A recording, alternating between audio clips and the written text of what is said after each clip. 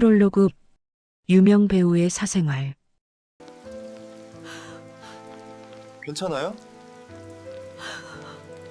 너무 힘들어 보여요. 서울의 어느 재개발 철거 현장. 철거가 끝나지 않은 겨울 새벽 공기에는 차가운 흙냄새와 금속가루가 얇게 흩어져 있었습니다. 철근은 잘린 단면을 드러낸 채 부서진 건물 위에 어긋나 누워 있었고, 현장 펜스 안쪽에는 아직 정리되지 못한 잔해들이 바람에 흔들리며 서걱거리는 소리를 냈습니다. 그날 새벽 첫 번째 발견자는 경비 아저씨였습니다. 손전등을 비추던 그의 떨린 손이 갑자기 멈췄습니다. 빛의 원안에 누워 있는 것은 사람도 유품도 아니었습니다. 검붉은 흙먼지 속에서 여자 구두 한 짝. 바람이 불자 구두 앞코에 붙은 흙이 떨어졌고 그 아래서 은색으로 적힌 이름이 희미하게 드러났습니다. J. H. SOL 정혜솔. 언젠가 화면 속을 가득 채우던 그녀의 미소가 이제는 낡은 구두의 한 조각으로 남아 있었습니다. 경비 아저씨는 허리를 굽혀 그것을 조심스럽게 들어 올렸습니다. 반짝이던 별이 떨어진 자리처럼 구두는 너무 가벼웠고 그 가벼움이 오히려 불길함을 더했습니다. 어디 갔을까? 도대체 어디로? 그의 중얼거림은 찬 새벽 공기 속으로 금세 퍼져 사라졌습니다. 잠시 뒤 경찰차가 도착했습니다. 서류철을 들고 내린 형사는 현장 사진을 찍다가 턱을 굳혔습니다. 기록에 따르면 마지막 위치 추적이 여기 근처에서 끊겼습니다. 정말 실종인가요? 누군가 지운 것 같습니다. 통화 기록도 전부. 말을 마친 형사는 저 멀리 솟은 철제 크레인 끝을 바라보았습니다. 아직 꺼지지 않은 작업등이 마치 누군가를 비추려는 듯 아래로 미세하게 흔들리고 있었습니다. 그 순간 펜스 바깥에서 누군가 작게 속삭였습니다. 해솔 씨, 여기가 마지막이라니. 검은 패딩을 입고 모자를 깊게 눌러 쓴 남자. 얼굴은 그림자에 가려 보이지 않았지만 그가 신발을 바라보는 눈빛은 놀랄 만큼 뜨겁고 동시에 서늘했습니다. 그 남자는 박진우였습니다. 누군가 그의 어깨를 툭 건드렸습니다. 여자 목소리였습니다. 오빠 이제 됐어. 찾았잖아. 끝낸 거 아니야? 그는 대답하지 않았습니다. 구두를 묵묵히 바라보다가 마치 오래된 죄가 다시 몸을 조여오는 듯 숨을 한번 길게 내쉬었습니다. 그러고는 입술을 굳게 다물고 말했습니다. 아직 끝난 게 아니야. 바람이 철근 사이를 파고들며 울었습니다. 어디선가 아주 미약하게 여자의 신음 같은 소리가 들린 듯도 했습니다. 그러나 아무도 그 소리를 듣지 못했습니다. 아니, 들었더라도 믿지 않았겠죠. 그 새벽 이후 사람들은 하나둘씩 수군대기 시작했습니다. 정혜솔, 재개발 현장에서 실종된 거 맞다던데? 마지막으로 만난 사람이 있다던데 남자래. 근데 이상한 건 CCTV가 죄다 비더라. 누가 지운 거겠지. 그 소문들은 서울 밤거리의 어둠 속에서 마치 살아있는 생물처럼 번져갔습니다. 그리고 그 누구도 아직 몰랐습니다. 이제 시작되는 이 이야기의 끝이 누군가의 죽음도 복수도 사랑도 아닌 완전히 무너진 진실의 잔해 위에서만 드러난다는 사실을요. 영상 시청하기 전 구독과 좋아요를 눌러주시면 영상 제작에 큰 힘이 됩니다. 비 내리는 늦은 밤 이태원 좁은 뒷골목에는 젖은 김이 서려 있었고 흐린 가로등 불빛이 비에 번져 길 위에 누워있는 듯 퍼져 있었습니다. 술집들이 하나둘 문을 닫는 시간, 마지막 남은 취객들이 허공에 휘청이며 소리를 질렀지만 그 소리들 사이에서도 유독 귀에 걸리는 목소리가 있었습니다. 정혜솔이었습니다. 그녀는 골목벽에 손을 짚고 비틀거리며 마치 오래된 악몽을 쥐어뜯듯 머리를 흔들고 있었습니다. 젖은 머리칼이 뺨에 붙어 그녀의 얼굴은 예전 TV 속의 화려함과는 다른 지친 짐승 같은 표정으로 일그러져 있었습니다. 나 좀 그냥 냅둬요, 제발. 흐느낌과 웃음이 뒤섞인 목소리가 골목을 따라 흘렀습니다. 누군가는 그녀를 알아보고 속삭였지만 아무도 다가오지 않았습니다. 화면 속에서 빛나던 인물은 현실의 어둠 속에서는 부담이었는지 사람들은 고개를 젖히며 지나갔습니다. 그때였습니다. 어둠 속에서 우산을 든 남자가 조심스레 다가왔습니다. 박진우였습니다. 그는 몇 걸음 떨어진 곳에서 해솔의 상태를 한참 살펴보았습니다. 익숙한 것처럼 마치 이런 장면을 오래전부터 기다려온 것처럼 말이죠. 진우는 천천히 다가가 손을 내밀었습니다. 여기 위험합니다. 일어나세요. 해솔은 그의 얼굴을 흐릿하게 쳐다보았습니다. 비와 눈물, 술기운이 뒤섞인 눈길 아래 그녀의 목소리가 낮게 흘렀습니다. 모르는 사람 따라가면 안 되는데요. 압니다. 그래도 지금은 누군가 필요해 보여서요. 진우의 말투에는 과한 친절도 혐오도 없었습니다. 그저 오래전 잃어버린 무언가를 보듯 찬바람에 흔들리는 작은 불씨를 다루는 듯한 눈빛이었습니다. 해솔은 잠시 망설이다. 그의 손을 아주 느리게 잡았습니다. 그 손끝에서 전해지는 온기는 기대어 본 적 없는 온도였습니다. 오늘 일 아무한테도 말하지 않을게요. 그는 조용히 약속했습니다. 저 팬이었습니다. 해솔의 눈동자가 잠시 흔들렸습니다. 팬이라는 말에 희미하게나마 오래된 기억이 떠오르는 듯 했습니다. 사람들이 자신을 바라보던 조명, 박수, 함성. 지금은 없어진 그 모든 것들이 팬이요? 이 꼴을 보고도요? 그녀는 스스로를 비웃듯 웃음을 흘렸습니다. 사람은 다 무너지죠. 진우는 짧게 대답했습니다. 누가 먼저였는지만 다를 뿐입니다. 그 말은 위로 같았지만 어딘지 모르게 깊은 구멍을 품고 있었습니다.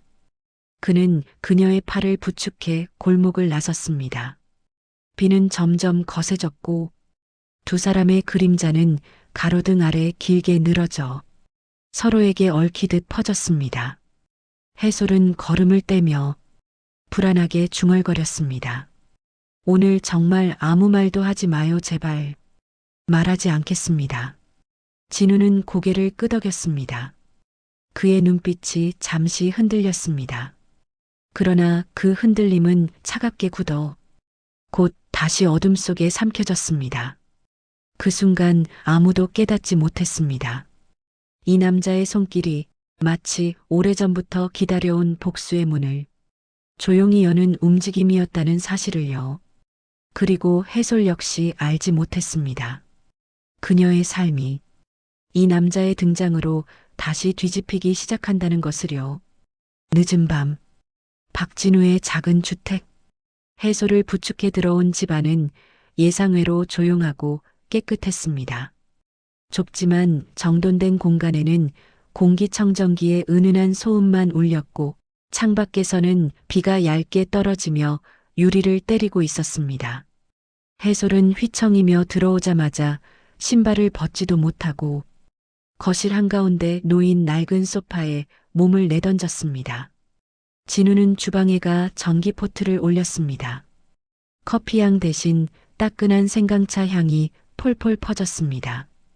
그는 마치 이런 상황에 익숙한 사람처럼 차분하게 컵을 놓고 해솔에게 다가왔습니다. 이거 좀 드세요. 속이 조금 나아질 겁니다. 해솔은 고개를 들 힘이 없어 그저 손만 들어 컵을 붙잡았습니다. 컵에서 올라오는 열기가 얼어붙은 손끝을 조금씩 녹였습니다. 민폐 끼쳤죠? 그녀의 목소리는 낮았고 스스로가 무너지고 있다는 사실을 감추려 애쓰는 떨림이 섞여 있었습니다. 그럴 때도 있는 겁니다. 진우는 부드럽게 말했지만 목소리의 끝이 미묘하게 굳어 있었습니다. 해솔은 천천히 숨을 골랐습니다. 비 내린 옷에서 나는 냄새와 따뜻한 차 냄새가 뒤섞이며 낯선 안정감을 만들어냈습니다. 잠시 후 해솔은 주변을 둘러보다 책장 한쪽이 어색하게 비어 있는 것을 눈치챘습니다. 그녀의 시선은 무심코 그 사이로 떨어진 바인더 하나에 멈췄습니다. 형광색 포스트잇과 낡은 종이들이 삐져나온 오래된 흔적이 그대로 남은 스크랩북이었습니다. 저건 뭐예요? 진우가 순간적으로 멈칫했습니다. 그가 손에 든 수건이 허공에서 미세하게 흔들렸습니다. 그냥 오래된 기록입니다. 말끝이 지나치게 단호했습니다. 부정할수록 들키고 싶지 않다는 심리가 드러나는 법이었죠. 해솔의 시선은 스크랩북을 향한 채 조금도 움직이지 않았습니다. 술에 취한 몸이지만 직업적 감각은 아직 남아 있었습니다. 사람의 반응과 감정의 틈새를 읽는 능력. 그녀가 잃지 않은 마지막 재능이었습니다. 기록이라 제 팬이라면서요. 해솔은 비틀린 웃음을 지어 보였습니다. 설마 제 기사 스크랩한 건 아니죠? 진우는 조용히 숨을 들이켰습니다. 대답 대신 그는 스크랩북을 조용히 집어들었습니다. 그리고 아주 천천히 그녀 앞에 놓았습니다. 마치 그 순간을 피하지 않겠다는 듯이 직접 보세요. 해솔은 불안한 마음을 억누르고 떨리는 손으로 바인더를 펼쳤습니다. 첫 장에는 20년 전 그녀가 수상한 사진이 붙어 있었습니다. 그 다음에는 인터뷰 기사, 스케줄 기사, 광고 기사, 그리고 시간이 지나면서 점점 달라지는 제목들. 정해솔의 석연치 않은 사고, 음주 의혹 부인 그러나 의문은 여전, 피해자 유족, 침묵계어. 해솔의 손끝이 미세하게 떨렸습니다. 숨이 잘 들이켜지지 않았습니다. 왜 이런 걸? 그녀의 목소리는 거의 찢어질 듯한 속삭임이었습니다. 진우는 답하지 않은 채 천천히 시선을 내렸습니다. 해솔은 다음 페이지를 넘겼습니다. 거기에는 사고 현장 사진과 함께 언젠가 자신에게 항의하던 남자의 뒷모습이 작게 붙어 있었습니다. 그 뒷모습이 지금 이 집의 주인과 정확히 겹쳐졌습니다. 감정이라는 것이 한순간에 얼어붙을 수도 있다는 사실을 해솔은 그 밤 처음 알았습니다. 혹시 예전에 나한테 그녀가 말을 잇지 못하자 진우는 조용히 말했습니다. 제가 팬이라는 말 틀린 말은 아닙니다. 그는 아주 오래 바라본 사람 앞에서 숨겨온 감정을 꺼내놓듯 그러나 여전히 깊은 곳을 감춘 채 말했습니다. 당신을 오래 봐왔으니까요. 해솔은 그 말의 진위를 이해하지 못했습니다. 아니, 이해하고 싶지 않았습니다. 그녀의 눈동자가 조용히 흔들릴 때마다 진우의 표정도 미묘하게 움직였습니다. 그 속에는 설명할 수 없는 감정, 분노인지 애증인지 혹은 둘 다인지 알 수 없는 어둠이 깊게 내려앉아 있었습니다. 그 밤 두 사람은 스크랩북 한 권 사이에 서서 서로의 마음을 들킬까 두려워 아무 말도 하지 않았습니다. 그러나 이미 늦었습니다. 이 작은 방 안에서 해솔의 과거와 진우의 상처는 서로를 향해 천천히 부딪히기 시작하고 있었습니다. 같은 시각, 한남동의 언덕을 따라 펼쳐진 대지는 칩거 중인 누군가의 마음처럼 적막했습니다. 넓게 트인 차도는 검은 대리석처럼 젖어 있었고 저택 외벽을 따라 흐르던 은빛 조명은 비에 반사되어 더욱 차갑게 번지고 있었습니다. 집안은 고요했습니다. 대대로 내려온 고가의 골동품과 정교한 조각상들이 마치 숨을 죽이고 누군가의 명령을 기다리는 듯 묵직한 존재감으로 버티고 서 있었습니다.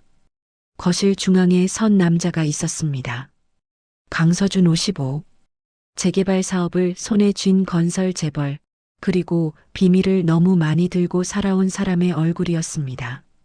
그의 눈빛은 깊고 무거웠으며 숱한 결정을 지나온 사람만이 가지는 냉정한 무표정이 단단히 자리 잡고 있었습니다. 그러나 그 안에는 말하지 못한 그림자 하나가 조용히 꿈틀대고 있었습니다. 비서가 조심스레 다가왔습니다. 회장님, 방금 보고받은 내용입니다. 정혜솔 씨가 다시 언론에 노출될 가능성이 있다고 합니다. 서준은 손끝으로 기울어져 있던 술잔을 가볍게 돌렸습니다. 금빛 위스키가 잔 속에서 고요하게 울었습니다. 그녀가 또 술에 취해 난동을 부렸다고요? 그의 목소리는 낮고 차분했지만 그 안에 미묘한 떨림을 지우진 못했습니다. 예. SNS에서도 목격담이 조금씩 돌고 있습니다. 회장님, 만약 그녀가 또 문제를 일으킨다면. 서준은 말을 끊었습니다. 찾지 마. 비서는 눈을 크게 떴습니다. 회장님, 이번엔 위험합니다. 정혜솔 씨의 과거 문제는 이미 오래된 이야기라지만 찾지 말라고 했다. 서준의 목소리가 순간적으로 깊게 가라앉았습니다. 비오는 창밖보다 더 차가운 공기가 거실을 스쳤습니다. 그녀가 모습을 드러내면 혹시 누구와 접촉할지 모릅니다.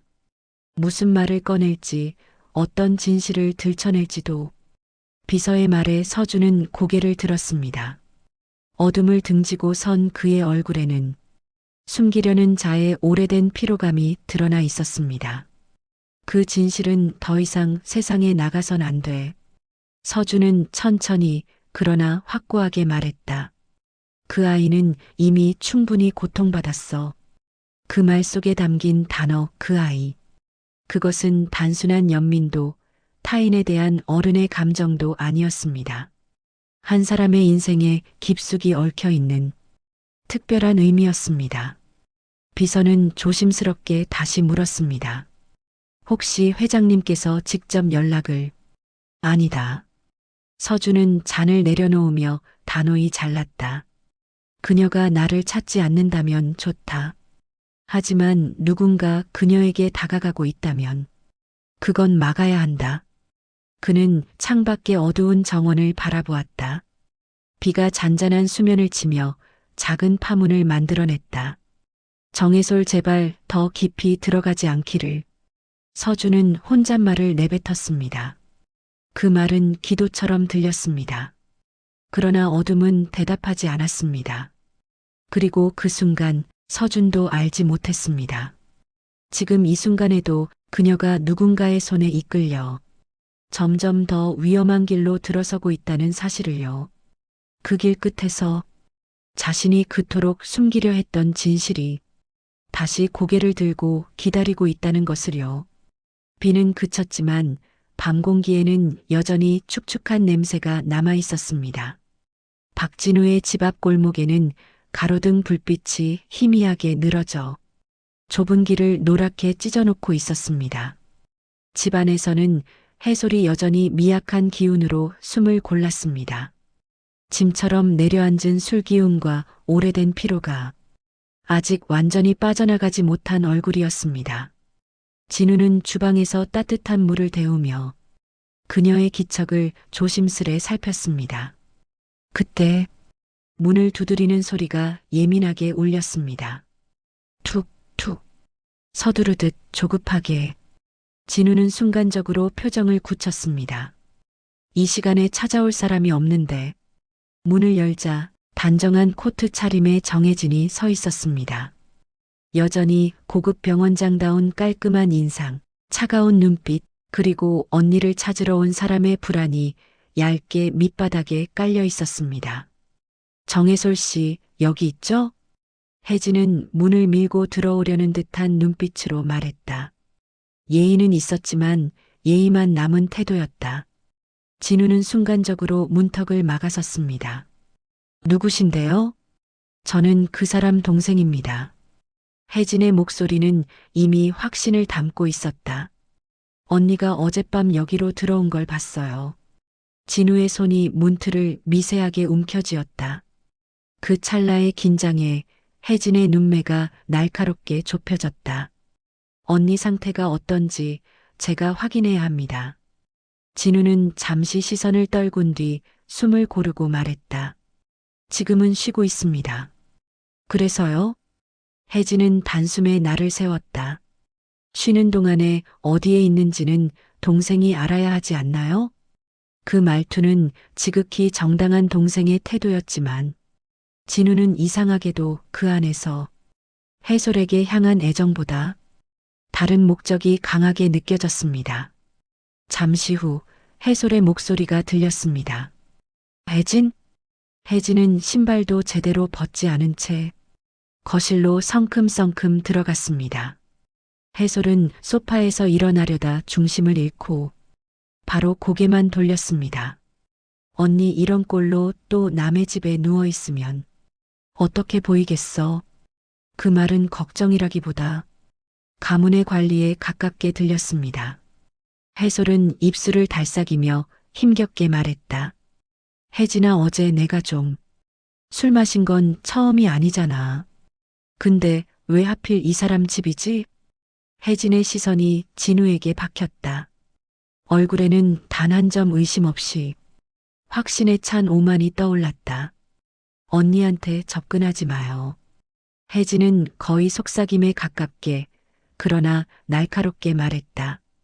누구신진 모르겠는데 언니 이용하려는 사람들 많거든요. 진우의 표정은 잠시도 흔들리지 않았다. 그러나 그의 눈빛 안에서 무언가 묵직한 어두움이 스치는 것을 혜진은 본 듯했다. 제가 접근한 게 아닙니다. 진우는 낮고 단단하게 말했다.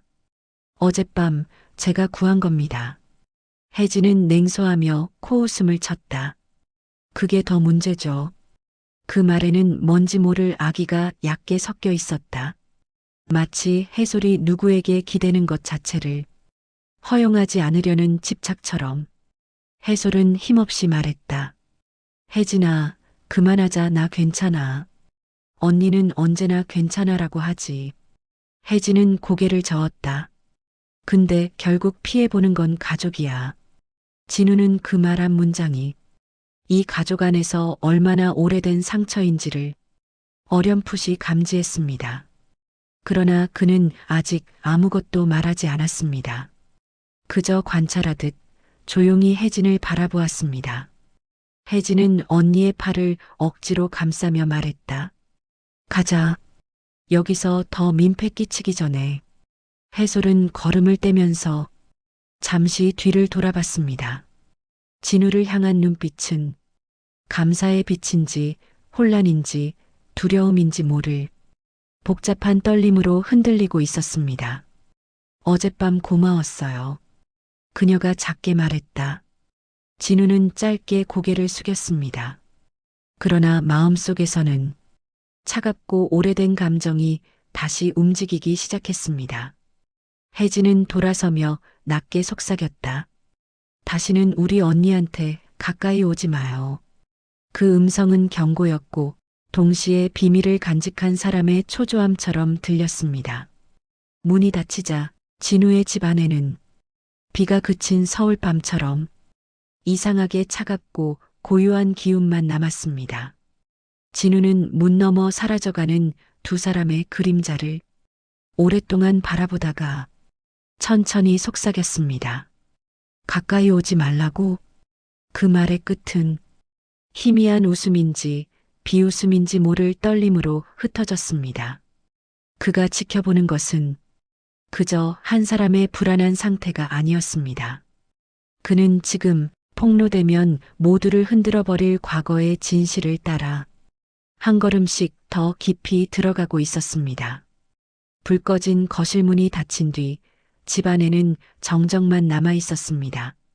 거실의 스탠드 조명은 이미 꺼져 있었고 창밖에서 희미하게 파고드는 가로등 불빛만이 방 안의 공기를 겨우 붙잡고 있었습니다. 진우는 문 앞에 한참 동안 서 있었습니다.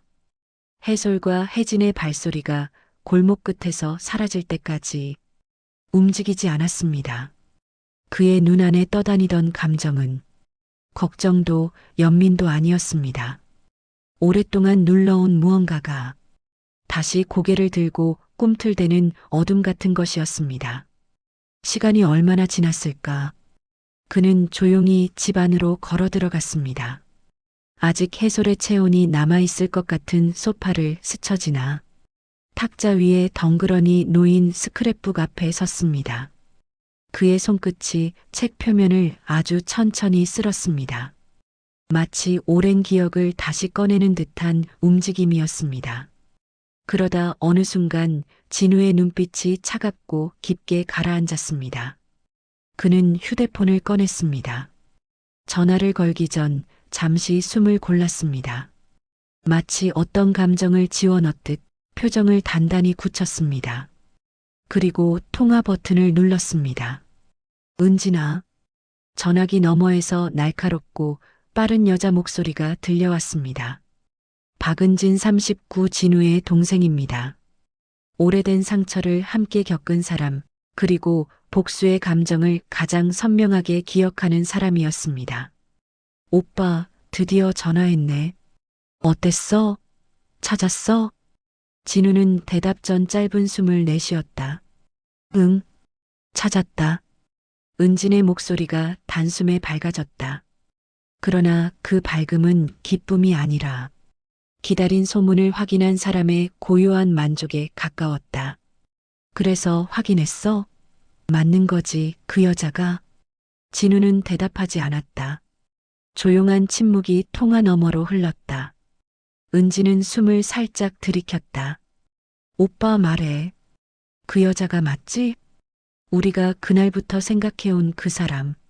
진우의 목소리는 낮았고 오래 씹은 듯한 씁쓸함이 가라앉아 있었다. 그래. 정혜솔이 맞아. 그 말이 끝나자 은진의 숨소리가 아주 미세하게 떨렸다. 기쁨인지 복수심인지 분노인지 모르는 감정의 떨림. 드디어 여기까지 왔네. 오빠, 이제 시작하는 거야. 진우는 창밖을 바라보았다. 비가 그친 밤하늘 아래 가로등이 젖은 골목을 길게 비추고 있었다. 시작이라. 그는 낮게 중얼거렸다. 그래. 맞아. 이제 시작이야. 그때 은진이 물었다. 근데 오빠 목소리가 좀 흔들리는데? 설마 그 여자한테 동정 같은 거 생긴 건 아니지? 진우는 단호하게 잘랐다. 아니야. 그러나 말끝은 생각보다 무겁게 떨어졌다. 은지는 그것을 놓치지 않았다. 오빠, 잊지 마. 은지는 한 단어씩 눌러 말했다. 그 여자 때문에 우리가 어떻게 살았는지, 엄마가 어떻게 떠났는지, 오빠 인생이 어떻게 망가졌는지. 진우의 눈이 서서히 가라앉았다. 그 말들은 오래전 그의 심장에 박힌 목과 같았기 때문이다. 기억하고 있어. 은지는 다시 재촉했다. 그럼 흔들리지 마. 지금부터 진짜 시작이니까. 우리가 잃어버린 걸 되찾아와야지. 통화는 그 말과 함께 끊겼다. 진우는 휴대폰을 내려놓고 천천히 숨을 들이켰다. 방 안의 공기는 묵직해져 있었다. 그의 시선이 스크랩북 위 한 사진에 멈췄다. 그 사진 속에는 그의 아내가 마지막으로 살아있던 모습이 있었다.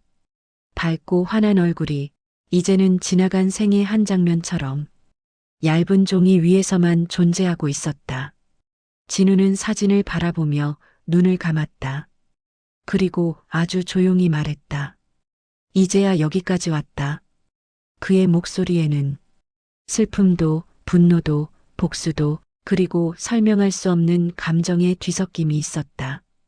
그날 밤 진우는 처음으로 자신의 복수가 얼마나 오래된 것인지 다시 확인했습니다. 그리고 한 가지는 아직 모른 채였습니다. 그가 파고드는 진실의 끝에 그가 상상하지 못한 또 다른 진실이 조용히 숨어 있다는 것을요. 비가 그친 밤 공기는 더없이 차분했지만 정혜솔의 마음속은 잔잔하지 않았습니다. 그녀는 샤워를 마친 뒤 젖은 머리를 대충 말리고 아파트 거실 테이블 위에 펼쳐둔 얇은 서류 뭉치를 가만히 내려다보았습니다. 그 서류들은 그녀가 오랫동안 손대지 않았던 과거, 기억하고 싶지 않은 시간의 기록들이었습니다. 화면 속에서 사라지던 마지막 무렵, 그녀는 심지어 이 서류들을 바라보는 것조차 버거웠습니다. 그러나 오늘은 이상하게도 이 기록들이 다시 그녀를 부르는 것처럼 느껴졌습니다. 해솔은 깊게 숨을 들이켰습니다. 서류의 첫 페이지에는 익숙한 문장이 적혀 있었습니다. 음주 상태로 운전하여 보행자 1명 사망. 그 문장을 보는 순간 과거의 숨소리와 울음들이 한꺼번에 밀려오는 것 같았습니다. 그녀는 조용히 페이지를 넘겼습니다. 사고 당시의 사진, 현장 스케치, 진술 기록, 그리고 가장 아래 맞붙어 있는 경찰서 확인서. 그녀는 몇 해 전 동생 혜진이 말하던 장면을 떠올렸습니다. 언니가 너무 취해 있어서 내가 대신 경찰서에서 진술했어. 언니가 아무것도 기억 못하니까 내가 설명해줬잖아. 그때는 고맙게 들렸던 말이 지금은 어딘가 삐걱거리며 마음에 걸렸습니다. 해솔은 진술서를 다시 읽어보았습니다. 문장 하나, 단어 하나가 눈에 박혀 들어왔습니다. 당시 운전자는 언니였고 저는 뒷좌석에 있었습니다. 해솔은 이 문장을 몇 번이나 반복해서 읽었습니다. 읽을수록 생각이 어지러워졌습니다. 내가 정말 운전했나요? 그녀는 기억을 더듬었습니다. 그날 밤의 길, 흩어진 조명, 불안한 운전대. 그러나 모든 장면이 파편처럼 흩어지고 결정적인 순간만 텅 비어 있었습니다. 마음 한쪽에서는 믿고 싶었던 말들과 믿어야만 했던 진실이 서로 부딪혀 더 큰 불안을 만들어냈습니다. 그때 테이블 위 서류 사이에서 이질적인 한 장의 종이가 삐죽 고개를 내밀었습니다. 다른 서류들과 달리 색이 조금 더 바랜 오래된 종이였습니다. 그녀는 천천히 그 종이를 꺼냈습니다. 그리고 다음 순간 숨이 멈추는 느낌을 받았습니다. 그 종이에는 이렇게 적혀 있었습니다. 차량 블랙박스 일시소실 정해진 보관자 제출. 해솔은 천천히 종이를 쥐었습니다. 손끝이 움찔 떨렸습니다. 블랙박스를 제출한 사람이 혜진? 왜 혜진이가? 그녀는 다시 서류를 뒤적였습니다. 사고 당일 병원 도착 시간, 혜진의 동선 표기, 그리고 뒤늦게 제출된 진술서. 그 모든 기록이 어딘지 모르게 혜진에게 유리한 방향으로 정교하게 정리되어 있었습니다. 그녀의 입술에서 미세한 떨림이 흘렀습니다. 뭔가 이상해요. 해솔은 문득 오늘 진우의 집에서 느꼈던 섬뜩한 낯설음을 떠올렸습니다. 진우의 스크랩북, 그의 눈빛, 그리고 혜진의 과도한 경계. 모든 조각이 서로를 향하고 있었습니다. 그리고 그 조각들은 해솔이 외면해 온 한 가지를 향해 서서히 모여들고 있었습니다. 과거가 조작되었을 수도 있다는 가능성. 그녀는 그것을 입 밖에 내지도 못한 채 조용히 눈을 감았습니다. 거실 밖에서는 도시의 소음이 멀리서 들려왔습니다. 그러나 그 소리들은 지금 해솔의 귀에 제대로 닿지 않았습니다. 그녀의 머릿속에는 단 하나의 물음만이 깊고 무겁게 내려앉아 있었습니다. 그날 정말로 내가 운전한 게 맞았을까요? 그 물음은 부드러운 속삭임처럼 시작되었지만 이제는 그녀의 삶 전체를 흔들어버릴 거대한 균열의 시작처럼 들렸습니다. 하늘은 잿빛으로 흐려 있었고 바람은 강둑을 따라 낮게 불어 잔잔한 물결 위에 작은 주름들을 만들고 있었습니다. 정해솔은 조용히 강변을 걷고 있었습니다. 도시의 소음이 멀리 밀려나고 고요한 공기만이 그녀를 둘러싸고 있었습니다. 그녀는 오늘따라 아무 이유 없이 이곳을 찾고 싶었습니다. 머릿속이 혼란스러울수록 조용한 장소로 몸이 먼저 향하는 법이었죠. 발걸음이 멈춘 순간 누군가 뒤에서 천천히 다가오는 소리가 들렸습니다. 그녀는 고개를 돌렸습니다. 그리고 숨이 잠깐 멎었습니다. 박진우였습니다. 그는 한참 동안 말없이 서 있었습니다. 바람이 그의 셔츠 끝을 흔들고 있었고 심지어 눈빛조차도 오늘따라 유난히 어두웠습니다. 해솔은 조심스럽게 물었습니다. 저를 따라오신 건가요? 진우는 대답하지 않았습니다. 그저 천천히 그녀 앞으로 걸어왔습니다. 거리가 가까워질수록 해솔의 가슴 속에서는 알 수 없는 긴장이 서서히 차올랐습니다. 바람이 잠시 멈춘 듯 고요해지자 진우가 침묵을 깨뜨렸습니다. 말해야 할 게 있습니다. 해솔은 무심코 손을 움켜쥐었습니다. 그 말투 안에는 결심이 묵직하게 실려 있었습니다. 진우는 잠시 시선을 아래로 떨궜다가 다시 그녀를 바라보았습니다. 그날 사고 말입니다. 그 한마디에 해솔의 심장이 크게 뛰었습니다. 입술이 떨렸습니다. 네, 그 사고가 왜요? 진우의 표정은 오랫동안 감춰온 진실이 더 이상 안에서 버티지 못하고 밖으로 터져 나오려는 사람의 모습이었습니다. 제 아내를 죽인 사람을 그는 조용히 그러나 잔인할 만큼 분명하게 말했다. 그날 운전하던 사람을 저는 아주 오래 찾고 있었습니다. 해솔의 호흡이 순간적으로 흔들렸습니다. 그녀는 본능적으로 뒤로 한 걸음 물러섰습니다. 잠깐만요. 그게 무슨... 진우의 목소리가 강하게 울렸습니다. 당신이었습니다. 정해솔 씨. 그 말은 차갑게, 무겁게, 그리고 되돌릴 수 없게 해솔의 가슴에 꽂혔습니다. 그녀는 입을 때려 했지만 말이 나오지 않았습니다. 오래된 죄책감과 공포가 한꺼번에 솟구쳐 올라 숨조차 쉬기 어려웠습니다. 진우는 한 발 더 다가갔습니다. 당신이 내 아내를 죽였습니다. 그는 눈을 감았다 뜨며 지금도 믿기 어렵다는 듯 낮게 덧붙였습니다. 나는 바로 그 여자의 남편입니다. 세계가 순간적으로 멈춰서는 느낌이었습니다. 강물 소리도 바람도 모두 들리지 않았습니다. 해솔은 휘청이며 한 걸음 뒷걸음질 쳤습니다. 몸이 떨리는 게 스스로 느껴질 정도였습니다. 저는 아닌데요. 잘 기억이... 진우는 그녀의 말을 끊었습니다.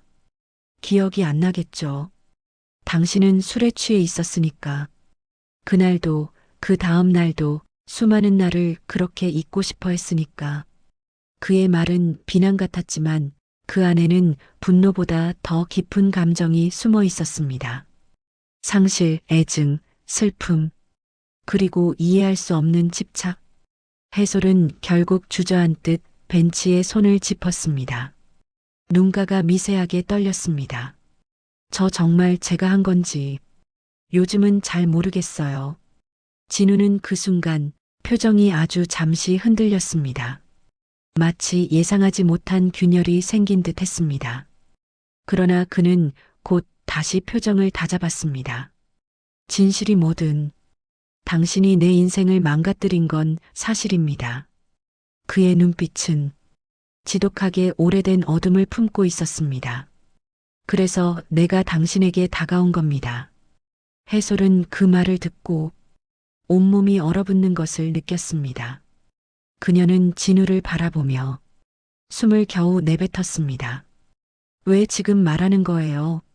진우는 천천히 고개를 돌려 흐린 강물을 바라보았습니다. 이제 말해도 될 때가 왔으니까요. 그 말은 앞으로 떠오를 거대한 진실의 서막을 알리는 듯 불길한 울림을 남겼습니다. 그리고 해솔은 이제부터 자신이 과거의 그림자와 정면으로 마주해야 한다는 사실을 조용히 깨달았습니다. 창밖으로는 가늘게 비가 날리고 있었습니다.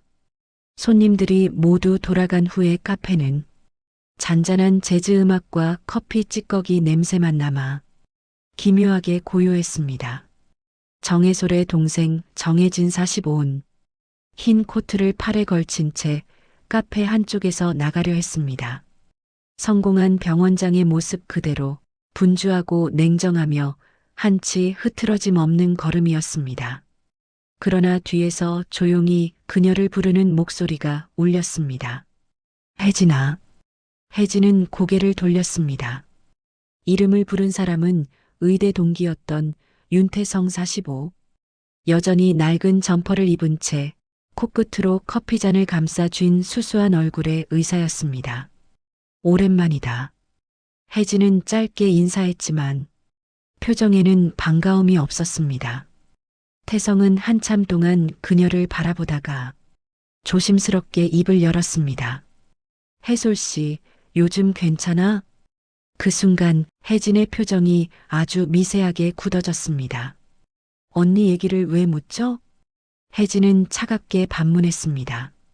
태성은 대답 대신 그녀의 시선에서 벗어나지 않은 채 천천히 말을 이어갔습니다.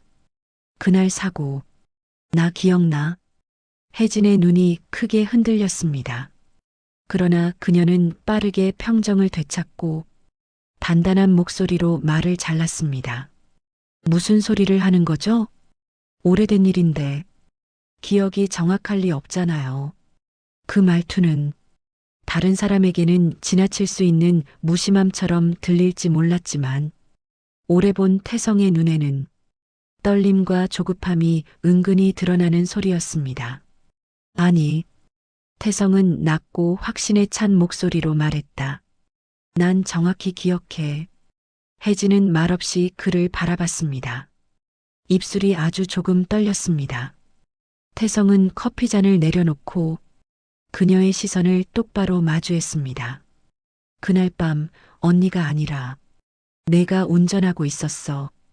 카페의 공기가 갑자기 얼어붙었습니다. 태성 씨, 혜진은 목소리를 낮게 가라앉혔습니다. 그 말 농담으로라도 하지 마요. 농담 아니야. 태성은 단호하게 고개를 저었습니다. 난 널 끌어내리러 온 것도 아니야. 그냥 언니분이 요즘 다시 흔들리는 것 같아서 참다 못해 말하는 거야.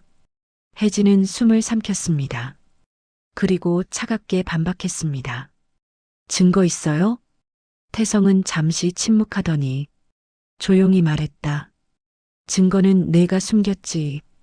혜진의 눈동자에서 순식간에 피가 가신 것처럼 얼굴이 창백해졌습니다. 태성은 더 이상 숨기지 않고 고백했습니다. 그날 너희 병원으로 실려온 음주 측정 결과 내가 본 적 있어. 그 말은 칼처럼 예리하게 혜진의 가슴을 후벼 팠습니다. 그건 폐기됐어요. 혜진은 낮게 속삭였습니다. 내가 시켰으니까. 태성은 조용히 쓴웃음을 지었습니다. 난 그때 내가 왜 그랬는지 이해하려고 노력했어. 언니를 살리고 싶어서였을 수도 있다고. 그렇게 합리화하면서 살아왔어. 그러나 그의 목소리는 끝내 참지 못한 분노로 갈라졌습니다. 하지만 내가 언니를 평생 죄인으로 만들었어. 혜진의 손이 떨리기 시작했습니다. 그녀는 더 이상 반박할 말을 찾지 못했습니다. 태성은 마지막으로 혜진의 눈을 깊게 바라보았습니다. 이제라도 언니분에게 말해야 하지 않겠어? 혜진의 입술이 굳었습니다. 그녀는 한 발짝 뒤로 물러나며 조용히 그러나 뼈처럼 단단한 목소리로 말했습니다. 태성 씨, 이 일에 다시는 관여하지 마요. 혜진, 선 넘지 마요. 그녀는 급하게 코트를 움켜쥐고 카페 문을 밀어젖혔습니다. 문이 닫히는 순간 차가운 밤바람이 안으로 한번 들이쳤다가 빠져나갔습니다. 카페 안에는 태성 혼자 남았습니다. 그는 깊은 한숨을 내쉬며 자기 자신에게도 말하듯 중얼거렸습니다. 혜솔 씨가 이걸 알아버리면 내 가족은 끝장이 날 텐데. 그러나 그는 알고 있었습니다. 이미 시작된 균열은 막을 수 없다는 것을요. 도시는 깊은 밤으로 접어들고 있었습니다. 남산 쪽에서 번지는 희미한 안개가 빌딩 유리창에 얇게 흐려진 막을 만들고 있었고 그 뒤로 수많은 불빛들이 속삭이듯 반짝였습니다. 강서준 회장은 최상층 비밀 사무실의 넓은 창가에 서 있었습니다. 넓은 공간은 조용했고 벽면에는 고가의 그림과 해외에서 들여온 장식품이 마치 감시하듯 늘어서 있었습니다. 그의 양손은 주머니에 깊숙이 들어가 있었고 입술은 굳어 있었습니다. 오늘따라 한참 동안 말을 하지 않았습니다. 그때 문이 조심스레 열렸습니다. 들어온 사람은 정혜진이었습니다. 흰 코트 대신 오늘은 차갑게 재단된 검은 재킷을 걸친 모습이었습니다. 그녀의 얼굴은 낮의 혼란을 억누른 채 다시 병원장다운 냉정함으로 덮여 있었습니다. 서준은 그녀를 돌아보지 않은 채 말했습니다. 왜 왔나 혜진. 혜진은 깊게 숨을 들이쉬고 그의 책상 앞에 섰습니다. 회장님께서 호출하셨다고 들었습니다. 서준은 천천히 돌아섰습니다. 어둡고 깊은 눈빛이 혜진의 표정을 살폈습니다. 그리고 그는 단도직입적으로 말했다. 정혜솔, 그 아이가 요즘 이상하다. 혜진은 순간적으로 눈을 피했습니다. 그러나 곧 표정을 되찾고 말했다. 언니는 늘 조금 예민해서 그래요. 서준은 미세하게 눈썹을 찌푸렸습니다. 그 작은 움직임만으로도 국가 몇 개의 운명을 좌우한 사람이 가진 압박감이 공기를 짓눌렀습니다. 정확히 말해봐. 그는 냉정하게 말했다. 왜 언니가 갑자기 과거 기록을 다시 뒤지고 있는지. 혜진의 손끝이 미세하게 떨렸습니다. 그건 잘 모르겠습니다. 서준은 책상 위를 손끝으로 천천히 두드렸습니다. 그 소리는 묘하게 규칙적이었고 질문보다 더 위협적이었습니다. 혜진, 내가 모를 줄 알았나? 혜진은 그 말을 듣고 숨이 멎는 듯 멍해졌습니다. 서준은 차고 단단한 눈빛으로 말했다. 너와 언니 사이에 사고와 관련된 진실이 있다는 걸 나도 알고 있다. 혜진은 입술을 꽉 깨물었습니다. 그의 시선은 마치 모든 것을 이미 보고 있다는 듯 했습니다. 하지만 서준의 목소리가 낮아졌다. 지금 상황은 내가 통제하기 어렵게 흘러가고 있다. 혜진은 조용히 고개를 들었습니다. 그의 말이 무엇을 의미하는지 한 번에 느껴졌습니다. 언니가 알아선 안 되죠. 그렇죠? 서준은 짧게 고개를 끄덕였습니다. 그 아이는 충분히 상처받았다. 그의 말투는 엄격함 속에 묘한 부드러움이 섞여 있었습니다. 마치 걱정하는 사람의 말처럼. 그러나 혜진은 그 미묘한 감정의 이유를 오래전부터 알고 있었습니다. 너무 잘 알고 있었습니다. 그래서 그는 차갑게 웃었습니다. 왜요, 회장님? 혜진은 힘없이 웃으며 말했다. 언니가 당신 딸이니까요. 서준은 그 말을 듣고 아무 표정도 짓지 않았습니다. 그냥 조용히 혜진을 바라보았습니다. 그 침묵이 오히려 답보다 선명했습니다.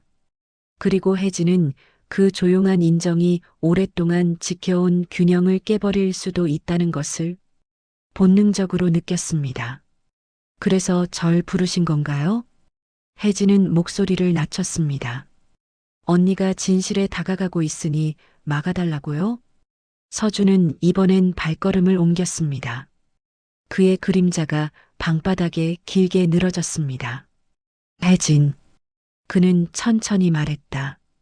너 자신도 위험해지고 있다. 그 말이 떨어진 순간 혜진의 얼굴에서 혈색이 사라졌습니다. 무슨 뜻이에요? 그녀는 떨리는 목소리로 묻지 않을 수 없었습니다. 서준은 짧게 한숨을 내쉬며 한 문장을 던졌습니다. 내 과거를 다 알고 있는 사람이 너를 지켜보고 있다. 혜진은 그 말에 몸 전체가 굳어가는 것을 느꼈습니다. 숨조차 제대로 쉬어지지 않았습니다. 그게 누구죠? 서준은 잠시 눈을 감았다가 다시 뜨며 조용히 말했다. 박진우. 혜진은 동시에 입술을 깨물며 숨을 삼켰습니다. 그 이름은 그녀가 가장 마주하고 싶지 않은 이름이었기 때문입니다. 그 순간 방 안의 공기가 갈라지듯 싸늘해졌습니다. 그리고 서준은 그녀의 어깨를 지나 창가 쪽으로 걸어가며 말했다. 혜진아, 시간이 많지 않아. 그 말은 경고였고 절박함이었고 그리고 이미 시작된 균열을 되돌릴 수 없다는 선언처럼 들렸습니다. 창밖으로는 이상하게 세찬 바람이 빌딩 유리벽을 때리고 있었습니다. 해가 완전히 지기 전에 노을빛이 한남동 저택의 넓은 창을 붉게 물들이고 있었습니다. 서재안은 은은한 조명 아래 고가의 서적과 미세하게 향이 남은 나무 냄새로 가득했고 마치 고대 성소처럼 고요하지만 어떤 비밀을 품고 있는 공간이었습니다. 정혜솔은 서준의 부름을 받고 서재 문을 조심스레 열었습니다. 그녀는 조금 지친 얼굴이었고 며칠간 잠을 제대로 이루지 못한 듯 눈가에 피로가 얇게 드리워져 있었습니다. 반면 서준은 창가에 서서 도시의 빛이 서서히 사라지는 하늘을 바라보고 있었습니다. 그의 뒷모습에는 오랜 시간 감춘 무게가 그대로 눌러앉은 듯 굳어 있었습니다. 회장님, 해솔은 조심스레 불렀습니다. 서준은 천천히 돌아섰습니다. 그의 눈빛은 평소보다 깊었고 그 안에는 설명할 수 없는 감정이 교차하고 있었습니다. 앉아라, 해솔. 해솔은 책상 앞에 가죽 의자에 조심스레 앉았습니다. 그녀는 자신이 왜 불려왔는지 대충 짐작하면서도 말로 확인하기가 두려웠습니다. 서준은 잠시 침묵하다. 서재 한쪽 서랍을 열었습니다. 그리고 오래된 사진 한 장을 꺼내 책상 위에 내려놓았습니다. 사진 속에는 환하게 웃는 젊은 여인이 있었습니다. 따뜻한 눈웃음, 섬세한 인매, 부드러운 표현들, 어딘가 낯설지 않은 얼굴이었습니다. 해솔은 무심코 사진을 손에 들었습니다. 그리고 순간 숨을 들이키며 멈춰섰습니다. 이 얼굴, 그녀의 목소리는 떨렸습니다. 사진 속 여자는 마치 그녀의 거울 속 모습 같았습니다.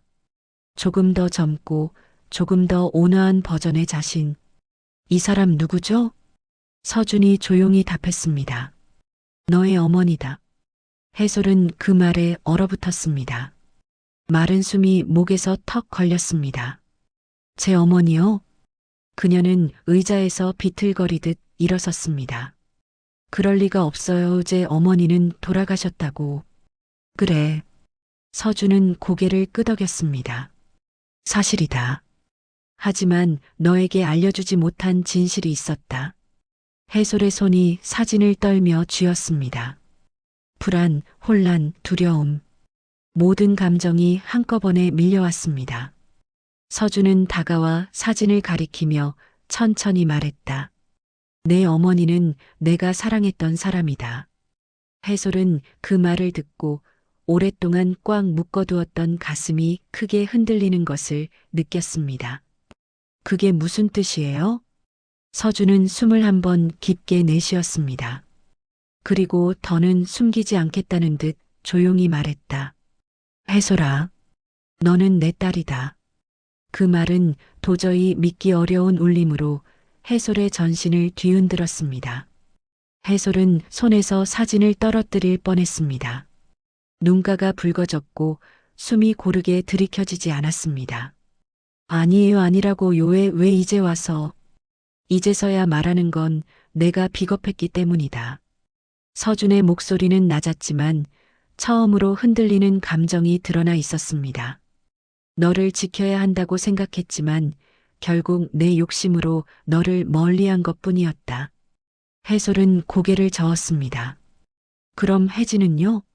우리 가족은요? 그 모든 건 서준은 조용히 말했다. 너희 모녀를 지키기 위해 나는 아무것도 드러낼 수 없었다. 그 말에는 오랜 세월 억눌려 있던 회한이 묻어 있었습니다. 특히 내 동생 혜진의 야망이 커질수록 더 말할 수 없었다. 해솔의 눈이 크게 흔들렸습니다. 혜진이가 알고 있었나요? 모를 것 같으냐? 서준은 조용히 한숨을 쉬었습니다. 너만 몰랐다, 해솔아. 해솔의 심장은 가슴 안에서 비명을 지르는 듯 했습니다. 모든 감각이 얼어붙고 말문이 막혔습니다. 잠시 후 그녀는 간신히 목소리를 냈습니다. 저한테 왜 말해준 거예요? 갑자기 왜? 서준은 그녀의 눈을 똑바로 마주 보았습니다. 그의 시선은 아버지의 죄책감과 두려움, 그리고 보호하려는 마음이 뒤섞여 있었습니다. 너의 주변을 맴도는 위험이 이제 감출 수 있는 수준이 아니기 때문이다. 서준은 단호하게 말했다. 누군가 너에게 다가가고 있다. 그 말은 해솔의 심장을 서늘하게 파고들었습니다. 누구죠? 서준은 마지막으로 조용히 말했다. 너를 원망하는 사람이다. 그리고 그 순간 해솔은 직감했습니다. 그가 말하는 사람은 바로 박진우. 하늘의 마지막 노을이 창밖에서 완전히 사라지며 서재안을 서늘한 어둠으로 채웠습니다. 해솔의 새로운 현실도 그 어둠처럼 갑작스럽고 깊게 다가오고 있었습니다. 밤 공기는 유난히 차가웠습니다. 도시의 불빛이 희미하게 반사되는 오래된 주차장의 천장은 곳곳이 벗겨진 콘크리트와 녹슨 철골이 그대로 드러나 마치 오랫동안 방치된 폐허 같았습니다. 그러나 지금 이곳에는 폐허보다 더 위험한 것들이 숨어 있었습니다. 구석에 주차된 검은 차량 옆에서 정혜진이 휴대폰을 움켜쥔 채 서 있었습니다. 그녀의 얼굴은 날카롭고 긴장에 굳어 있었고 눈빛 속에는 지워지지 않는 조급함이 어른거렸습니다. 곧이어 차량 뒤에서 누군가 조용히 걸어 나왔습니다. 박은진 39이었습니다.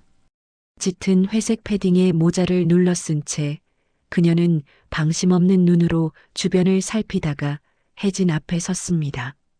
왔네요. 혜진은 짧게 인사하며 숨을 고르려고 했지만 목소리 자체가 서두르고 있었습니다. 은지는 실소를 흘렸습니다. 왜 이렇게 겁먹은 얼굴이에요? 언니분이 진실 조금 파헤쳤다고 벌써 무너질 것처럼. 혜진은 인상을 살짝 찌푸렸습니다. 지금은 농담할 때가 아니에요.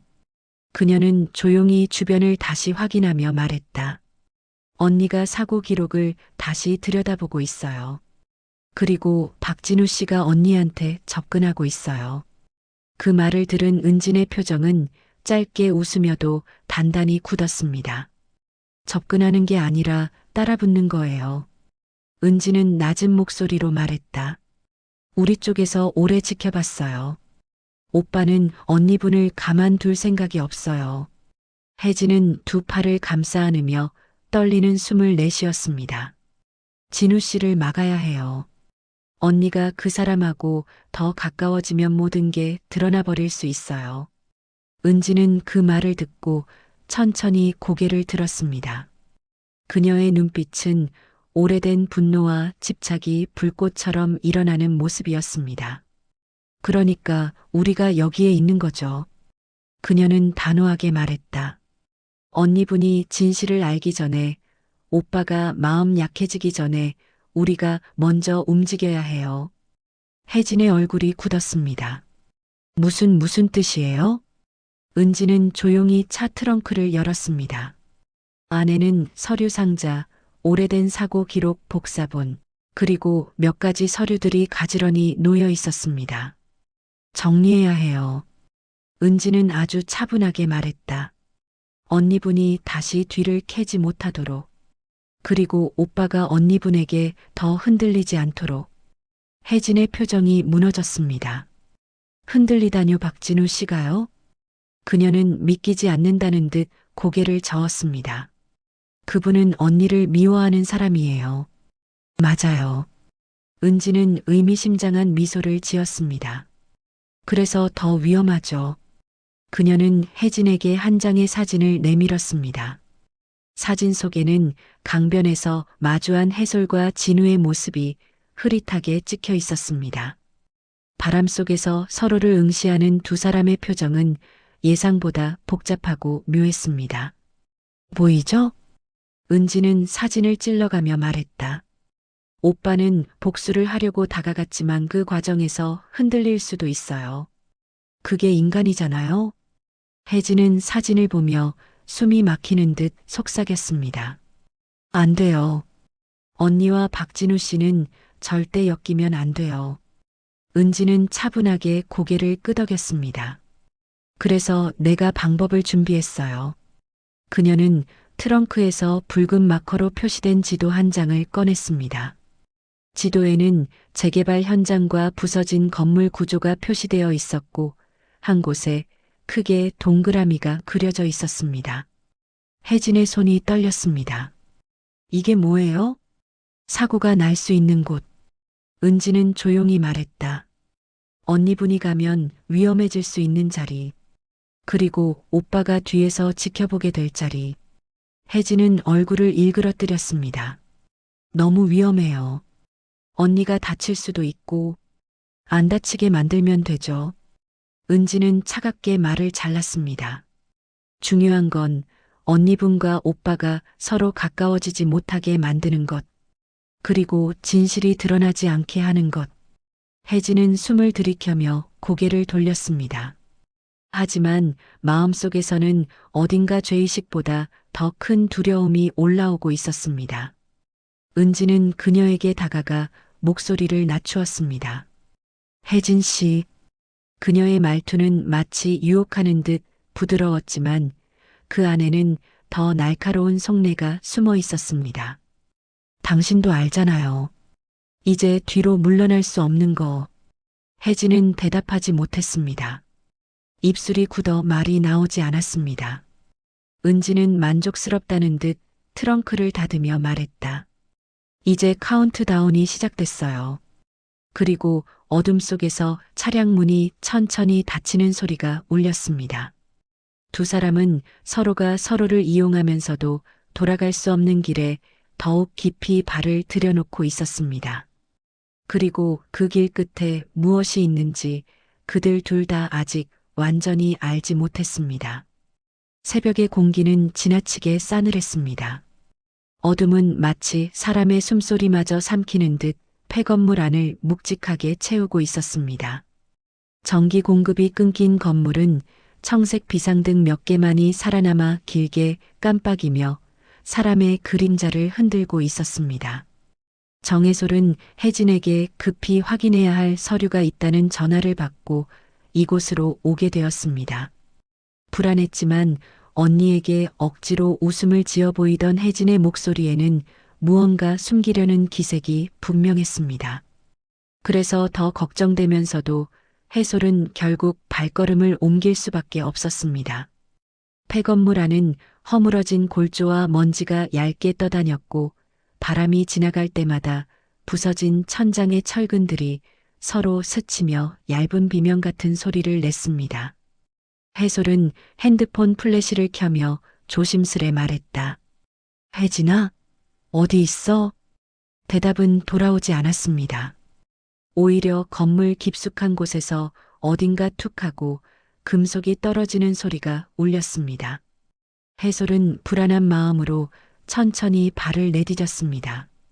그 순간 뒤에서 누군가 손전등을 켰습니다. 강한 빛이 해솔을 가르며 비추었습니다. 정혜솔 씨, 낯선 목소리. 그러나 너무나 잘 알고 있는 단어의 울림.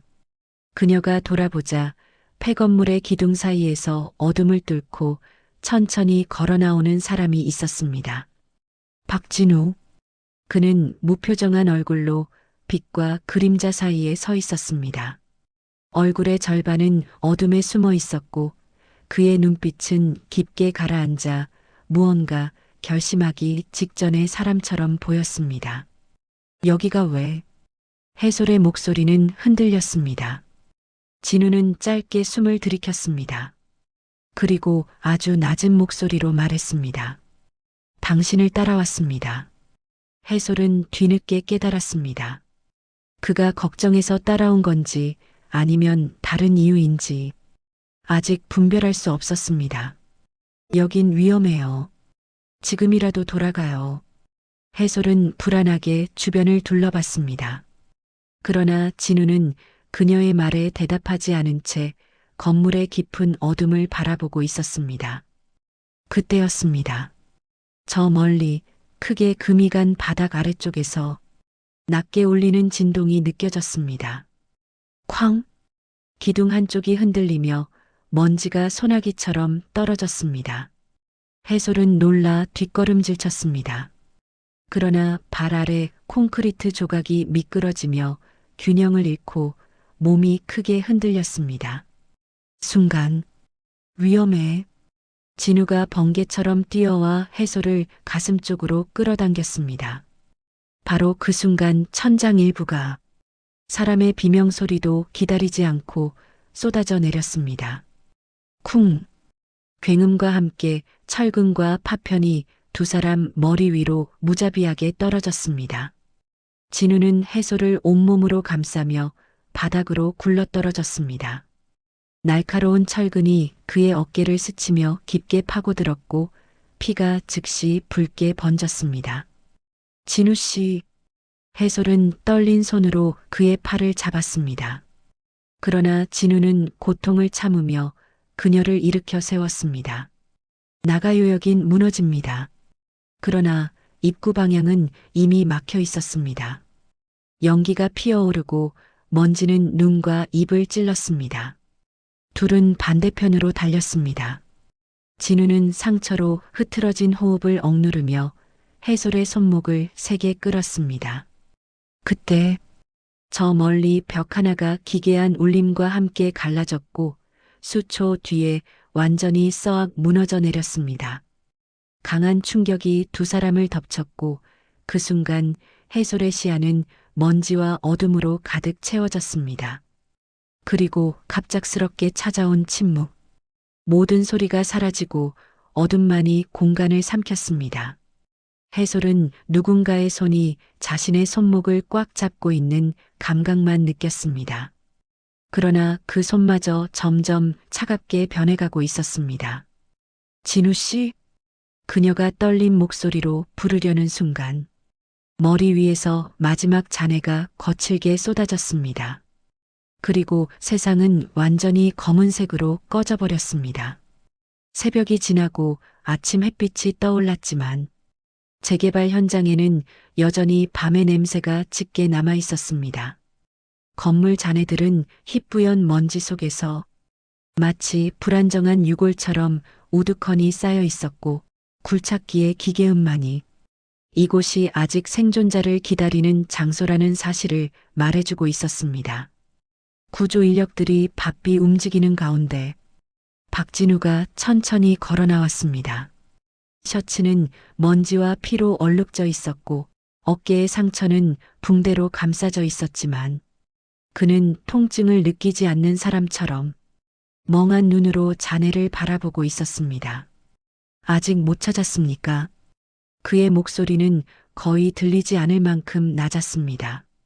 구조대원이 조심스럽게 고개를 끄덕였습니다. 예, 아직은요. 안쪽 잔해가 무너져서 접근 자체가 쉽지 않습니다. 진우는 숨을 크게 들이켰습니다. 심장이 무겁고 느리게 뛰었습니다. 그는 자신의 손바닥을 바라보았습니다. 그 손이 어젯밤까지 해솔의 손목을 꽉 잡고 있었다는 사실이 믿기지 않았습니다. 살아있을 겁니다. 구조대원이 작은 위로를 건넸습니다. 그러나 진우는 대답하지 못했습니다. 그 얼굴에는 무너져가는 감정이 그대로 드러나고 있었습니다. 그제야 그는 비틀거리며 걸었습니다. 무너진 벽 한쪽에 손을 짚고 천천히 주저앉았습니다. 어깨에 상처가 벌어져 붕대 사이로 선홍빛이 배어나왔지만 진우는 그것조차 신경 쓰지 않았습니다. 눈앞에서 해솔이 사라지는 순간이 계속해서 반복되었기 때문입니다. 진우 씨? 그녀가 마지막으로 부른 목소리, 그 목소리를 다시 듣지 못할 수도 있다는 두려움이 그를 서서히 갉아먹고 있었습니다. 멀리서 경찰과 기자들이 몰려들기 시작했습니다. 현장 주변에는 이미 정혜솔 실종이라는 말이 낯선 불길함처럼 돌고 있었습니다. 진우는 머리를 감싸쥐고 낮게 속삭였습니다. 이렇게까지 될 줄은 난 그저 그는 끝내 말하지 못했습니다. 무엇을 위해 그녀에게 다가갔는지 이제 그 모든 감정은 애매하고 복잡하게 뒤엉켜 정답을 잃어버린 듯 보였습니다. 하늘은 맑았지만 그 맑음이 잔인하게 느껴졌습니다. 그때 경찰 한 명이 다급히 달려왔습니다. 박진우 씨. 진우는 가까스로 고개를 들었습니다. 경찰은 숨을 몰아쉬며 말했다. 근처 CCTV 누군가 지운 흔적이 있습니다. 일부러요. 진우의 눈이 크게 흔들렸습니다. 누구죠?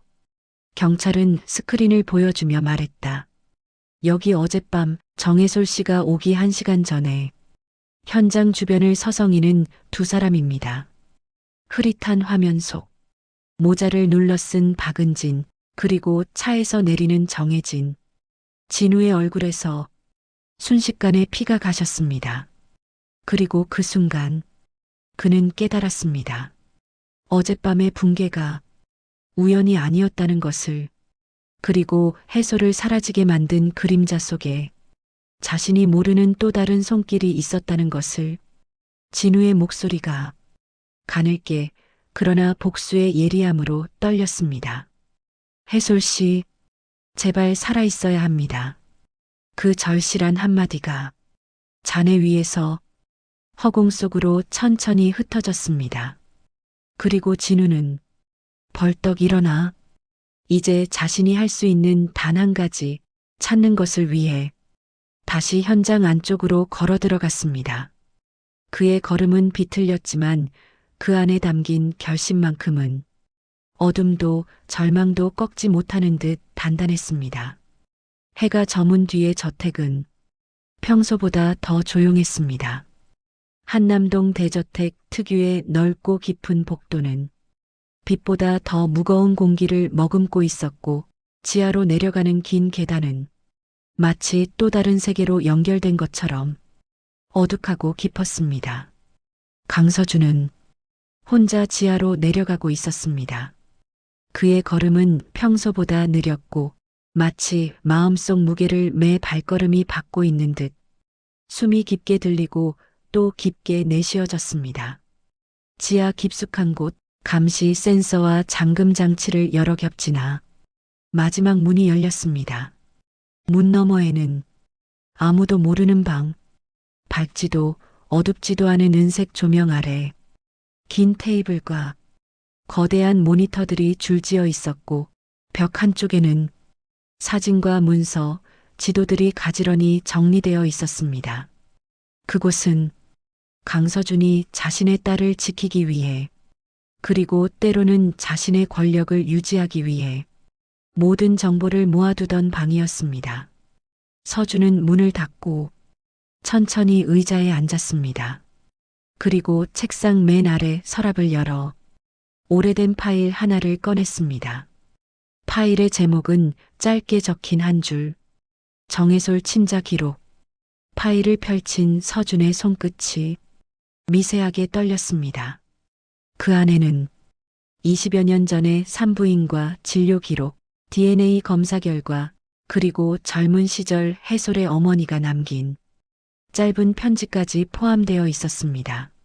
서준의 눈가가 잠시 흔들렸습니다. 지켜주겠다 했는데 그는 낮게 중얼거렸습니다. 그때 문 바깥에서 조용히 발소리가 들렸습니다. 서준은 빠르게 파일을 덮고 모니터를 끄고 이상한 낌새를 숨기려 했습니다. 문이 천천히 열렸습니다. 들어온 사람은 정혜진. 그녀의 얼굴에는 낯설 만큼 강한 결의와 긴장감이 감돌고 있었습니다. 회장님, 혜진은 말했다. 언니가 사라졌습니다. 서준은 짧게 눈을 감았다가 다시 뜨며 답했습니다. 알고 있다. 혜진은 한 발 다가왔습니다. 언니가 살아있을까요? 그녀는 진심인지 연기인지 알 수 없는 목소리로 물었습니다. 서준은 곧바로 대답하지 않았습니다. 대신 그녀를 오랫동안 바라보았습니다. 그 눈빛에는 의심, 두려움, 그리고 분노까지 섞여 있었습니다. 왜 묻나? 서준은 조용히 반문했습니다. 그걸 누가 알고 있어야 하지? 혜진의 표정이 아주 짧게 흔들렸습니다. 그러나 그녀는 다시 냉정함을 되찾고 얄팍한 미소를 지었습니다. 전 그저 걱정되는 마음에. 걱정? 서준이 조용히 말을 끊었습니다. 내가 해소를 걱정한다고? 그의 목소리에는 숨길 수 없는 날카로움이 드러나 있었습니다. 혜진의 눈빛이 서서히 얼어붙었습니다. 회장님이 무슨 뜻으로 말씀하시는지 잘 모르겠네요. 서준은 더는 우회하지 않았습니다. 담담하지만 매서운 목소리로 말했다. 어젯밤 재개발 현장 주변 CCTV 기록이 누군가에 의해 지워졌더군. 혜진의 등줄기가 굳어갔습니다. 그리고 서준은 천천히 그녀에게 다가갔습니다. 그 시스템은 내가 관리했지. 혜진의 표정에서 잠시 침묵이 흐른 뒤 아주 작은 미소가 스쳤습니다. 회장님, 그 말은 곧 저를 의심하신다는 겁니까? 서준은 대답하지 않았습니다. 그 대신 지하실 천장을 향해 고개를 들었습니다. 지하에서 위층으로 향하는 철제 환기구 사이로 아주 미세한 바람 소리가 지나가고 있었습니다. 마치 누군가 듣고 있는 듯한 묘한 긴장감이 깃들어 있었습니다. 혜진. 서준은 다시 그녀를 바라봤습니다. 해솔이 어디 있나? 혜진은 천천히 숨을 들이쉬고 무표정하게 말했다. 모릅니다. 서준은 한 걸음 더 다가왔습니다. 정혜진. 그의 목소리는 낮았지만 서늘한 강압을 품고 있었습니다. 내가 해솔을 해쳤다면 그 순간 딱 강한 금속음이 벽 너머에서 울렸습니다. 서준과 혜진 두 사람 모두 소리에 즉각 몸을 돌렸습니다. 벽 뒤 지하 더 깊은 곳에서 무언가가 움직이는 듯한 소리가 작게 아주 작게 흘러나오고 있었습니다. 서준의 눈이 차갑게 빛났습니다. 누구지? 그 말이 떨어지는 순간 벽 너머에서 다시 철컥 금속이 긁히는 듯한 기괴한 소리가 들렸습니다. 그리고 그 뒤로 희미한 숨소리, 매우 약하고 서늘한 공기를 가르는 듯한 숨소리. 서준의 표정이 굳어졌습니다. 그 숨소리는 너무도 익숙했습니다. 그는 거의 속삭이듯 말했다. 해솔아? 사라졌다고 생각했던 목소리, 절망 속에 있어야 할 목소리가 벽 너머 어딘가에서 희미하게 한 줄기처럼 숨어 있었습니다. 혜진의 얼굴이 서서히 하얗게 질려갔습니다. 그 모든 움직임은 고요한 지하실에서 극적이고 불길하게 울리고 있었습니다. 지하 비밀실의 공기가 갑작스레 무겁게 가라앉았습니다. 차갑고 건조한 공기 속에서 들려오는 희미한 숨소리는 두 사람의 신경을 단번에 끌어당겼습니다. 강서준은 벽을 천천히 손으로 더듬었습니다. 바위처럼 단단한 그의 손끝이 벽 한쪽의 미세한 진동을 느꼈습니다. 여기다. 그는 낮고 긴장된 목소리로 말했다. 정혜진은 얼굴이 사색이 되었습니다. 그녀는 입술을 깨물며 어디선가 도망칠 구실을 찾는 듯 눈동자를 빠르게 굴렸습니다. 서준은 날카로운 눈으로 그녀를 흘끗 보았습니다. 그 시선은 마치 이렇게 말하고 있는 것 같았습니다. 내가 뭘 숨기고 있는지 이제 다 알아낼 때다. 벽면 한쪽 평범한 패널처럼 보이는 곳에 서준은 손바닥을 가볍게 밀었습니다. 찰칵! 철문처럼 무거운 소리와 함께 벽이 아주 조금 밀리며 틈이 생겼습니다. 강서준은 힘을 줘서 그 비밀문을 완전히 밀어 열었습니다. 그리고 그 안쪽에서 매우 약하고 떨리는 목소리가 흘러나왔습니다. 저거기 누구죠? 해솔. 정해솔의 목소리였습니다. 서준의 얼굴이 순식간에 굳어버렸습니다. 그의 눈동자가 떨리며 숨이 거칠게 들이켰습니다. 해솔아. 그는 거의 달려들 듯 문 안으로 몸을 기울였습니다. 문 너머 더 깊은 지하실, 조명 하나 없는 완전한 어둠 속 희미하게 묶여있는 인이 작게 웅크려 있었습니다. 양손은 등 뒤로 결박되어 있었고 발목에도 테이프가 감겨 있었습니다. 눈가에는 먼지가 잔뜩 묻은 채 입술은 바짝 마른 상태였습니다. 정해솔은 누가 왔는지 확인하려는 듯 얼굴을 들었고 그 순간 서준의 목소리를 듣고 눈이 크게 흔들렸습니다. 아버지. 그 한마디는 어두운 지하 공간을 파고드는 벼락 같은 울림이었습니다. 그동안 결코 입 밖에 낼 수 없었던 단어. 그녀가 본능적으로 느껴왔지만 확신하지 못했던 사실이 입술 사이에서 자연스럽게 흘러나와 버린 순간 강서준의 눈빛이 고통과 죄책감으로 깊게 흔들렸습니다. 그래 아버지다. 해솔아 미안하다. 해솔은 구겨진 호흡 사이로 말을 잇고자 했지만 힘들게 끊어지는 숨이 먼저 터져나왔습니다. 왜 여기 제가? 그 말을 듣고 서준은 천천히 뒤를 돌아 혜진을 바라보았습니다. 그 시선은 짧지만 치명적이었습니다. 정혜진은 숨을 완전히 삼킨 채 뒷걸음질을 치기 시작했습니다. 아, 아버님, 이건 오해세요. 전 아무것도. 오해? 서준은 조용히 되물었습니다. 그러나 그 목소리는 마치 온 방을 갈라버릴 만큼 서늘하게 변해 있었습니다. 너는 내 언니를 여기 감춰둔 거냐? 그 질문은 정확히 혜진의 급소를 찔렀고 혜진은 더 이상 표정을 유지하지 못하고 서서히 무너져 내렸습니다. 그럴 리가 저는 언니를 그저 보호하려고. 보호? 서준이 다시 한 발 다가갔습니다. 그의 그림자가 길게 혜진을 덮쳤습니다. 이걸 보호라고 부르나? 혜진은 완전히 몰린 듯한 표정으로 양손을 떨며 뒤로 물러났습니다. 회장님, 저는 저 언니가 진실을 알아버리면 우리 가족은 다 무너져요. 서준의 눈빛이 더 깊게 가라앉았습니다.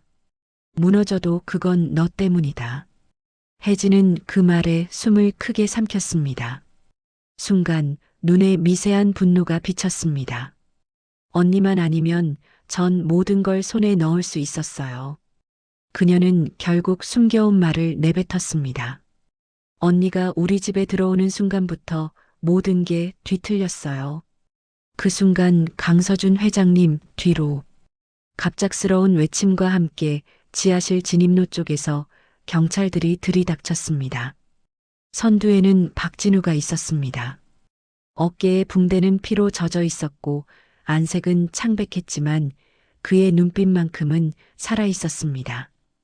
그는 비밀실 문 안쪽을 들여다보고 해솔을 발견하자 심장이 무너지는 듯한 숨을 토했습니다. 해솔 씨. 그의 목소리는 복수도 분노도 아닌 순수한 안도의 떨림이 담겨 있었습니다. 해솔은 희미한 눈을 뜨며 진우를 향해 입술을 떨었습니다. 살아있었군요. 진우는 순간 숨이 멎을 듯 멍해졌다가 곧바로 문 안으로 달려들어갔습니다. 혜진은 경찰들이 다가오자 절망한 얼굴로 더 뒤로 물러났습니다. 안 돼, 안 돼. 이럴 수는 없어. 언니가 다시 살아나면 난 끝장이야. 진우가 그녀를 향해 외쳤습니다. 끝난 건 당신이 아니라 당신이 벌인 짓입니다.